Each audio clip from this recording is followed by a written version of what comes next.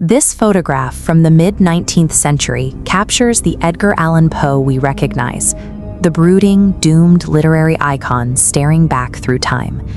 We remember him today through a collection of sensational myths: the alcoholic, the opium addict, and the man consumed by the macabre. Decades of Hollywood adaptations and horror tropes, famously personified by actors like Vincent Price, have flattened a complex human being into a one-dimensional Gothic caricature. It is a strange legacy. His popularity today dwarfs what it was in his own lifetime. Yet while millions recognize his face, most have never actually read his literature. If Poe could see his modern biography, he would likely be inflamed by its inaccuracies and immediately demand an advance on his royalties.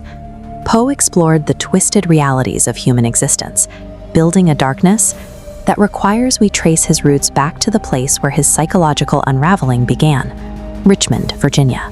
In 19th century Richmond, the geographical markers of Poe's early life reveal a childhood defined by abandonment. In 1810, his father disappeared from the historical record. By 1811, his mother, Eliza, was dying of consumption. When she finally died in December of that year, the infant Poe was reportedly forced to spend the night alone alongside her corpse. He was taken in by the Allens, a family of wealthy merchants who provided him with a life of extreme privilege, while simultaneously refusing to ever legally adopt him. While his foster mother, Frances, offered him protection, John Allan was an emotionally cold, chronic philanderer who frequently berated the boy. This environment of conditional love became his heaviest trial. Financial privilege offered no insulation against the constant psychological threat of being cast out. Seeking the refuge he lacked at home, a 14-year-old Poe turned to Jane Stannard, an older woman who became his first adolescent muse. Within months of meeting him, she descended into clinical madness and died suddenly. Poe reacted to this sudden loss with a terrifying obsession, reportedly holding solitary night vigils by her graveside in the pouring rain. He later found a brief promise of stability in a secret engagement to the girl next door, Elmira Royster. That promise was broken when Elmira's father systematically intercepted and destroyed Poe's letters, leading her to believe he had abandoned her and to marry another man. These repeated losses cemented his understanding of horror as the inescapable severing of love by madness or betrayal.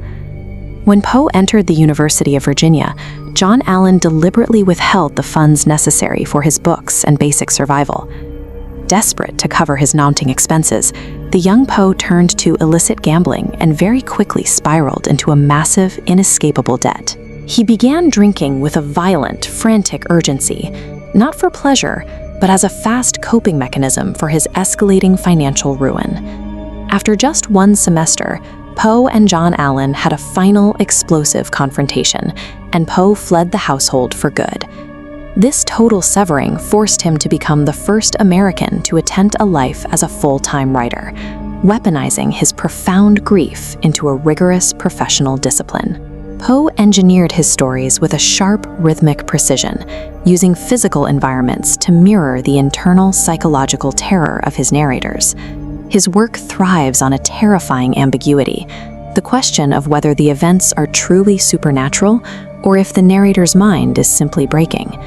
In modern Richmond, the graveyard of St. John's Church holds the monument to his mother, a physical reminder of where his obsession with the grave began.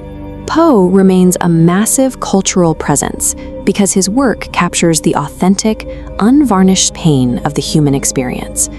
The Gothic caricature provides entertainment, but the real Poe remains vital because he translated dark human realities, grief, abandonment, and mental fragility, into a shared language for us all.